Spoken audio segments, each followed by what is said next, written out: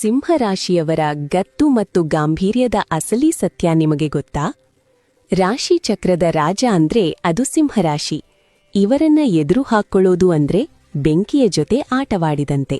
ಇವರ ಬಗ್ಗೆ ನೀವು ತಿಳಿಯಲೇಬೇಕಾದ ಈ 4 ವಿಷಯಗಳನ್ನ ಕೇಳಿ. ಮೊದಲನೆಯದು, ಇವರ ಲೀಡರ್ಶಿಪ್. ಇವರು ಎಲ್ಲಿ ಹೋದರೂ ಅಲ್ಲಿ ಇವರದ್ದೇ ಹವ. ಇವರ ನಡೆನುಡಿಯಲ್ಲಿ ರಾಜಗಾಂಭೀರ್ಯ ಸ್ಪಷ್ಟವಾಗಿ ಕಾಣುತ್ತೆ. ಯಾರ ಕೈ ಕೆಳಗೂ ಕೆಲಸ ಮಾಡೋಕೆ ಇವರು ಇಷ್ಟಪಡುವುದಿಲ್ಲ. ಎರಡನೆಯದು, ಇವರ ಉದಾರತೆ. ಇವರ ಮನಸ್ಸು ತುಂಬಾ ವಿಶಾಲ.